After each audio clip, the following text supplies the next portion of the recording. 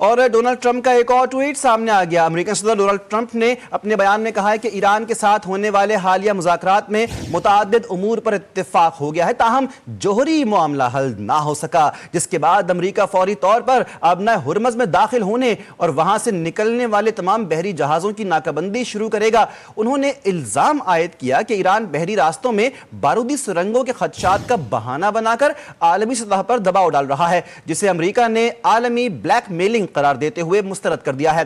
Trump के मुताबिक अमेरिकी बहरिया को हिदायत दी गई है कि वो बैनुल-अक़वामी पानियों में उन तमाम जहाज़ों को रोककर तलाशी ले जो ईरान को किसी किस्म की अदायगी करते हैं, जबकि आबना हुर्मज़ में मुबैना तौर पर बिछाई गई सुरंगों को भी खत्म किया जाएगा। उन्होंने खबरदार किया कि किसी भी ईरानी कार्रवाई या पुरम जहाज़ों पर हमले का सख्त जवाब दिया जाएगा और कहा कि दीगर ममालिक भी इस नाकाबंदी में शरीक होंगे। सदर ट्रंप ने मजीद कहा कि ईरान को इस सूरत हाल के खात्मे का तरीका मालूम है, बसूरत दीगर अमेरिका अपनी फौजी कार्रवाई मुकम्मल करने के लिए तैयार है। अहम खबर से मुतालिक आपको यहां पर अपडेट कर रहे हैं। डोनाल्ड ट्रंप का एक ट्वीट सामने आया है जिसके अंदर उन्होंने एक मरतबा फिर अपना रिवायती धमकी आमेज लहजा इख्तियार किया। डोनाल्ड ट्रंप ने अपने बयान में कहा कि ईरान के साथ होने वाले हालिया मुज़ाकरात में मुताद्दिद उमूर पर इत्तेफाक हो गया है, ताहम जोहरी मामला हल नहीं हो सका है, जिसके बाद अमेरिका फौरी तौर पर आबना हुर्मज़ में दाखिल होने और वहां से निकलने वाले तमाम बहरी जहाजों की नाकाबंदी शुरू करेगा।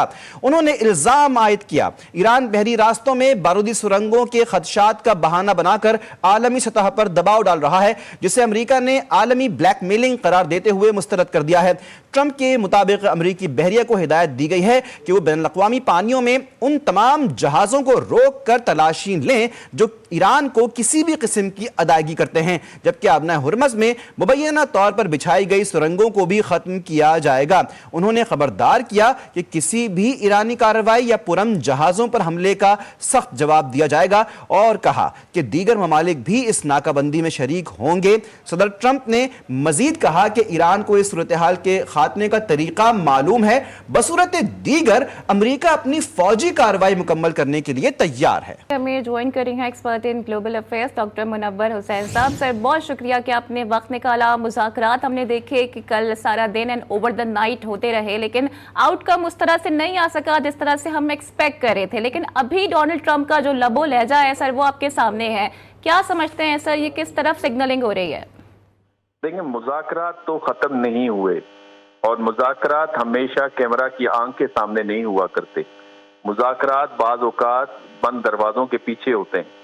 आपने एक लफ्ज़ सुना होगा, ट्रैक टू डिप्लोमेसी, जो पाकिस्तान और इंडिया के दरमियान में रही, वो कैमरा की आंख के सामने नहीं हुई, क्योंकि हर चीज़ जो है उसको अया नहीं किया जा सकता और जो डोमेस्टिक पॉलिटिक्स हैं उनकी अपनी कंपल्शंस हैं, तो लिहाजा उस तरफ नहीं जा सकता। और बिलखुसूस इस मसले के ऊपर जो अमेरिकन डोमेस्टिक पॉलिटिक्स है वो बहुत ज़्यादा सेंसिटिव है एंड वी नो कि वहाँ पे स्पॉयलर्स भी ज़्यादा हैं, बिकॉज वहाँ पे जो इजरायली लॉबी है जिसे एपैक कहते हैं या जो ज़ायनिस्ट लॉबी है वो बड़ी स्ट्रांग है इकोनॉमिकली, ट्रेड, बिजनेस के अंदर, एजुकेशन के अंदर, मीडिया के अंदर। तो पहला पॉइंट तो हमें ये समझना चाहिए कि फ्रेमवर्क इसमें तय हो चुका है, रेड लाइंस क्लियर हो चुकी हैं और इसके अलावा काफ़ी पॉइंट्स के ऊपर हम आहंगी है। चंद पॉइंट्स ऐसे हैं कि जिसके ऊपर अभी भी बातचीत चलनी चाहिए, पहली बात। दूसरी बात आ जाते हैं प्रेसिडेंट ट्रंप के स्टेटमेंट के ऊपर। प्रेसिडेंट ट्रंप की तो ये ट्रेंड है, उनकी अनप्रिडिक्टेबिलिटी ही तो प्रिडिक्टेबिलिटी है ना। यानी वो, हम तो बेचैन हो रहे थे कि अभी तक उन्होंने इस पे ट्वीट क्यों नहीं किया, यानी हम सबके पेट में मरोड़ पड़ रहे थे, अब उन्होंने कर दिया है जो हम एक्सपेक्ट कर रहे थे वो उन्होंने ट्वीट कर दी है। तो मेरा ये ख्याल है कि उन्होंने इसी तरह की ट्वीट करनी थी, बिकॉज जो उनकी अपनी कॉन्स्टिट्यूएंसी है उनको भी एड्रेस करना होता है। इसके अलावा जो ज्यूज लॉबी है जो उनके ऊपर अच्छी खासी फंडिंग करती है, आपको याद होगा हनुका सेलिब्रेशंस में उनके लिए कहा गया कि ही इज द फर्स्ट ज्यू president in the history of America, तो उनको इस हद तक वो अपना समझते हैं। तो लाजिम बात है, सियासत के अंदर आप जब कोई स्टेटमेंट देते हैं या कोई आप बयान जारी करते हैं तो उसमें आपके पीछे पॉलिटिकल मकासद होते हैं, सियासी मकासद होते हैं। तो बाकी रही बात चाइना के वेपन देने की, तो चाइना वेपन अगर दे भी तो उससे क्या हद है। अमेरिकन ने खुद भी तो कहा है कि हमने रीलोड किए हुए B-52 बॉम्बर रीलोड किया हुआ है एयर बेस यूके के अंदर। हमने बैटल शिप्स रीलोड किए हैं, ये प्रेसिडेंट ट्रम्प ने फरमाया। तो अगर ईरानियों के पास भी वेपन आ जाए, जो कि चाइनीज अभी तक इनकार कर रहे हैं, बिकॉज जब तक एक और पार्टी उसकी तस्दीक नहीं करती तो उसको हम सही कैसे मान लें। लेकिन मफरूजे के तौर पे ले भी लें, तब भी इससे क्या फर्क पड़ता है कि आप जंग की नोयत में, जंग की कंडीशन के अंदर है, और अभी सिर्फ सीज फायर हुआ है ना, परमानेंट तो वॉर एंड तो नहीं हुई। तो उसमें तो डेफिनेटली हर पार्टी कोशिश करेगी कि वो फुल प्रिपेयर्ड हो किसी भी मामले के ऊपर। और फिर जब इजराइल से ये खबरें आए कि वहां के नेतन्याहू, जिसको शतन्याहू कहना चाहिए, उन्होंने अपने आर्मी चीफ से कहा है कि आप तैयार हो जाएं हमले के लिए, तो फिर उस सूरत में क्या किया जा सकता है, उसमें आपने तैयारी रहना है फिर। सर लेकिन अब वो ये कह रहे हैं कि जो इंटरनेशनल वाटर लॉज हैं हम उनको भी वायलेट करेंगे। इससे पहले जो इंटरनेशनल लॉ है उसको तो वायलेट कर चुके हैं, but now he is saying कि वो United Nation convention on the laws of the sea को भी वायलेट करने जाएंगे। ये स्टेटमेंट खतरनाक है। देखें, ये ह्यूमैनिटेरियन लॉज के खिलाफ है, ये इसको हम कहते हैं वॉर क्राइम्स। और यही तो इस वक्त जो क्रिमिनल कोर्ट है उसने वारंट दूसरी दफा जारी कर दिए ना नेतन्याहू के लिए। तो एक ICJ यानी इंटरनेशनल कोर्ट ऑफ जस्टिस में एक केस उनके खिलाफ दाखिल भी हो गया है। तो अगर अमेरिका चाहता है कि उनके खिलाफ भी केसेस चलें तो फिर उनको ये बयान देने चाहिए। अदरवाइज जो अमेरिकन नेवी है उनके पास कमाल का फायर पावर है, नो डाउट इन इट, लेकिन उसने क्या इस जंग में कोई खातिर कामयाबियां हासिल की हैं क्या? उनके जो एयरक्राफ्ट कैरियर्स हैं आखिर पीछे लौटना पड़ा है। 2 दिन पहले जो उनकी बैटल शिप्स हैं वो स्टेट ऑफ हॉर्मुज के अंदर आए, ईरानियों ने उनको वापस करने पर मजबूर कर दिया।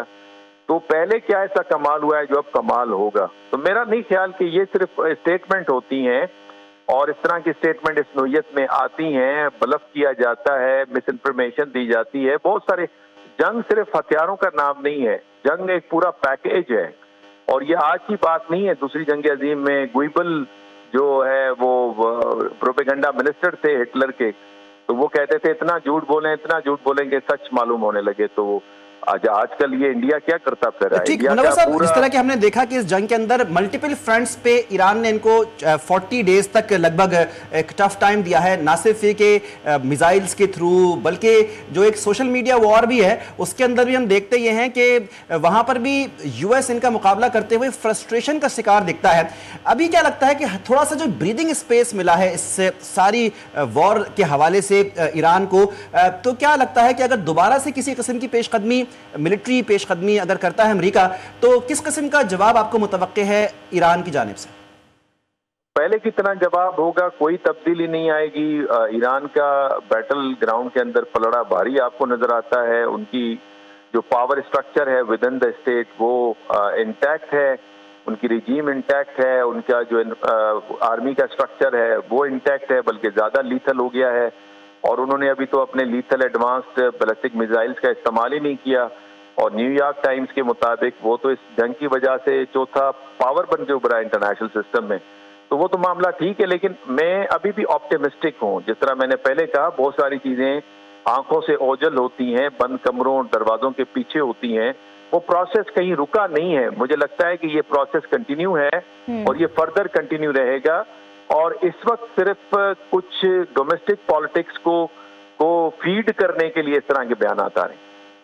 सर बट कैटेगोरिकली तो ये भी कहा जा रहा है ना कि जो जौहरी मामला है जाहिर है वो हल नहीं हो सका। अब ये ऐसा पॉइंट ऑफ कंटेंशन है कि ना इस पे सर अमेरिका पीछे हटने को तैयार होगा, ना ही ईरान हटने को तैयार होगा। ऑल दो अमेरिकन तो ये कह रही हैं कि सेंट्रीफ्यूजेस भी तबाह कर दिए गए हैं। IAEA खुद बता रहा है कि ईरान कोई एटॉमिक वेपन नहीं बना रहा है, लेकिन और जो पीसफुल पर्पस है सर उसकी जो परसेंटेज है वो अप्रॉक्सीमेटली 3.7% अलाउड है। तो आप ये समझते हैं कि कोई वे आउट इस बात पे निकल जाएगा? देखें, अमेरिका को एक फेस सेविंग चाहिए। वो दुनिया को क्या पता है कि इस जंग में उन्होंने क्या कामयाबी हासिल की। अपने जो डोमेस्टिक पॉलिटिक्स में जो अपने वोटर्स एंड फॉलोअर्स हैं उनको क्या पता है कि इतना जो तकरीबन 200-300 बिलियन डॉलर का नुकसान हो गया है, एसेट्स तबाह हुए हैं, $2 बिलियन योमिया आपका जंग के ऊपर खर्चा आ रहा था, अमेरिकन मिलिट्री फायर पावर का तासुर मुतासर हुआ है, जो मिलिट्री माइट है जिससे दुनिया घबराती थी, ऑ एंड शॉक की बात होती थी, उसकी इफेक्टिवनेस उड़ गई है। तो इस सारा कुर्बानी देने के बाद उन्होंने हासिल क्या किया है, तो उनको उन्होंने बताना है, पहली बात ये। दूसरी बात ये कि जो न्यूक्लियर जो प्रोग्राम है ईरान का, मेरा ख्याल है उसमें भी मिडिल पॉइंट मौजूद है। अगर वो बॉम्ब नहीं बनाना चाहते और यूरेनियम को अगर वो JCPO के अंदर जो उनको इजाजत थी यूरेनियम अपग्रेड करने की, उसे जरा कम कर लेते हैं तो वो मेरा ख्याल में मिडिल पॉइंट बनता है।